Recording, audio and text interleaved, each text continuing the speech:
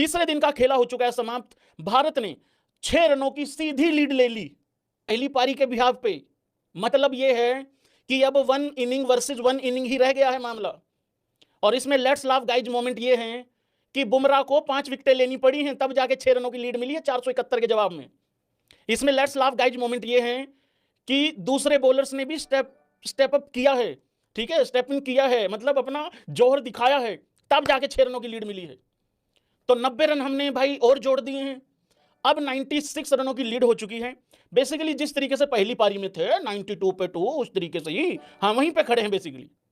मतलब जिस दिन हम 20 तारीख को ये टेस्ट मैच शुरू करवाया था हमने, 5:30 बजे जहां खड़े थे, मैं कहा लेट्स लाफ गाइज, जिस दिन हमने ये मैच चालू करवाया था 20 तारीख को, आज 22 तारीख खत्म हो गई है, मतलब 23 तारीख जिस दिन शुरू होगी उस दिन 3:30 बजे हम वहीं खड़े होंगे जिस दिन हम 20 तारीख को 5:30 बजे खड़े थे।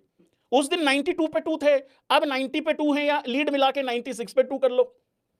देखो एक चीज अच्छा किया भारतीय टीम ने, कैचेस वैचेस छोड़ के तुम्हें ऐसी लीड दी है तुम्हें ऐसी लीड दी है जिसको जोड़ने घटाने में ज्यादा दिक्कत ना हो।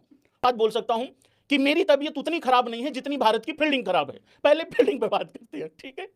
देखो यशस्वी जायसवाल एक बहुत ही टैलेंटेड, एक बहुत ही युवा और एक बहुत ही मतलब नेक्स्ट टाइप का सुपरस्टार है, मतलब नेक्स्ट सुपरस्टार टाइप का एक प्लेयर है। वो इतनी खराब फील्डिंग कर जाएगा उसको खुद भी यकीन नहीं है, उसके चेहरे से पता लग रहा है। दिक्कत ये तो है ही है कि फील्डिंग खराब हुई है। दिक्कत ये हुई है सबसे ज्यादा कि वो जब दूसरी पारी में बल्लेबाजी करने आया, साफ साफ उसके चेहरे पे, उसके बॉडी लैंग्वेज को देख के लग रहा था कि उसने अपने आप को भी लेट डाउन किया है और उसने अपनी फील्डिंग से टीम को भी लेट डाउन किया है। लेकिन मैं फिर भी एक पॉजिटिव चीज देखूंगा कि उस लड़के ने पहली पारी में पहली बार वो टूर कर रहा है इंग्लैंड का और उसने वहां पे सेंचुरी बनाई है भाई मतलब वाह। 47 रन बनाए हैं दामाद होनियों ने, 75 बॉलों का सामना किया है, 7 चौके मारे हैं, पहली पारी में 8 चौके मारे थे।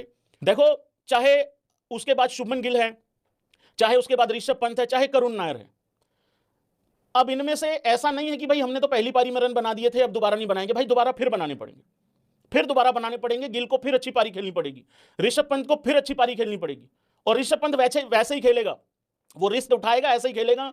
अगर किसी ने क्रिटिसाइज करना है तो भाई फिर उसकी सेंचुरी को भी क्रिटिसाइज करा करो, क्योंकि वो उसी स्टाइल से खेलता है। उसके बाद करुण नायर, अगेन 8 साल के बाद मौका मिला, भाई पहली पारी खराब हो गई थी, दोबारा आके फिर अच्छा खेलना है।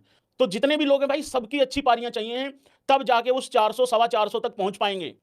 पहले मुझे एक बात बताओ, क्या तुम्हें एक्चुअल में लगता है तीनों रिजल्ट पॉसिबल हैं? अगर तुम्हें एक्चुअल में लगता है कि तीनों रिजल्ट पॉसिबल हैं तो ठीक है, अदरवाइज मैंने तो तीनों रिजल्ट पे बात अभी भी करनी है। देखो इंग्लैंड है, वेदर की वजह से थोड़ा बहुत टाइम खराब हो सकता है, जैसे आज 10 मिनट खराब हो गई हैं, कल हो सकता है आधा पौना घंटा फिर खराब हो जाए, कुछ भी हो सकता है, ठीक है। सबसे पहले किस चीज की पॉसिबिलिटी सबसे ज्यादा है, मैं उस पर बात करता हूं, इंडिया के जीतने की या इंग्लैंड के जीतने की? स्पैम करो जरा एक बार। ड्रॉ भी यहां से पॉसिबल है, लेकिन ड्रॉ के लिए दोनों में से कोई टीम नहीं खेलेगी, यह चीज मैं आपको बता देता हूं। इंडिया के पास कोई भी ऑप्शन नहीं है, अगले 90 ओवर इंडिया को खेलने ही खेलने पड़ेंगे, खेलने ही खेलने पड़ेंगे, मतलब खेलने ही खेलने पड़ेंगे। चलो 90 ओवर अगर ज्यादा बोल दिए, एटलीस्ट 80 ओवर और खेलने पड़ेंगे, मतलब कुल मिला के फिर वही 100 ओवर खेलने पड़ेंगे। अगर इंडिया कम से कम अगर 80 ओवर खेलती है और 4 के रन रेट से, जो कि इस मैच का बेसिकली नेचर हो ही रहा है कि भाई 4 के रन रेट से तो रन बन ही रहे हैं, 4 को 8 से गुना करो तो कितना आ जाता है? 32 आ जाता है, 320 रन हो गए। 320 में आप 96 प्लस कर दो, कितने हो गए? बन गए आपके करीब करीब 400, कितने बन गए? 6 बन गए कि 16 बन गए? इसकी ऐसी की तैसी कितने बन गए? ये बन गए भाई साहब 416 बन गए। भाई 425 रन तो चाहिए ही चाहिए टारगेट। कौन कौन भाई एग्री करता है कि 400 प्लस तो टारगेट रखना पड़ेगा? उसका रीजन बताता हूं। देखो इंग्लैंड 4.5 पौने 5 के रन रेट से चेज करने जाएगी, और इसी चक्कर में इंडिया का चांस क्रिएट होगा। कैसे? वो तेज खेलेंगे, तेज खेलने के चक्कर में वो निपटेंगे, टुल्ले के सारे टुल्ले निपटेंगे, देखना। अगर तो हमने उनको 425 का टारगेट दे दिया, कैसे देंगे? 80 ओवर खेलने पड़ेंगे कम से कम बोल रहा हूं मैं, मिनिमम बांध के चल रहा हूं। तो जब अगर उनको मिलेगा टारगेट 420-25 का, ठीक है, कितने ओवरों में मिलेगा? ये करीब करीब अगर वो मान लो 10 ओवर कल बल्लेबाजी करते हैं, वैसे आइडियली तो कल इंडिया पूरा खेल जाए, लेकिन सब कुछ हमारे हिसाब से चलता नहीं है। अगर मान लो उनको 100 ओवर मिल जाते हैं, अगर मान लो उनको 100 या 90 ही मान के चलो, चलो चेंज ओवर के भी कटेंगे या कुछ इधर उधर भी होगा, ठीक है, 95 ओवर मान लेते हैं, चलो उनको मिल जाएंगे, ठीक है। अगर उनको 425 का टारगेट मिल जाएगा 95, तो भाई उनको 4.5 के हिसाब से रन बनाने पड़ेंगे, 4.47 के हिसाब से उनको रन बनाने पड़ेंगे। तो 425 मिनिमम टारगेट है मेरे हिसाब से। दूसरी चीज, मतलब उनको 425 रन बनाने के लिए इंग्लैंड को 95 ओवर अगर मिलते हैं तो 4.5 के रन रेट के हिसाब से रन बनाने पड़ेंगे उनको। और मैं यहां पे छोटा सा रिमाइंडर दे दूं, ऐसा वो कर सकते हैं, क्यों? क्योंकि वो उन्होंने 100 ओवर खेले हैं, 100.4 ओवर खेले उन्होंने, और उन्होंने 465 रन बनाए हैं। मतलब वो लगभग 4.5 पौने 5 के बीच की रन रेट के हिसाब से खेल के गए हैं, और वो दोबारा भी खेलेंगे भाई। तो 425 रन से नीचे मैं तो बहुत मुश्किल हो जाएगा।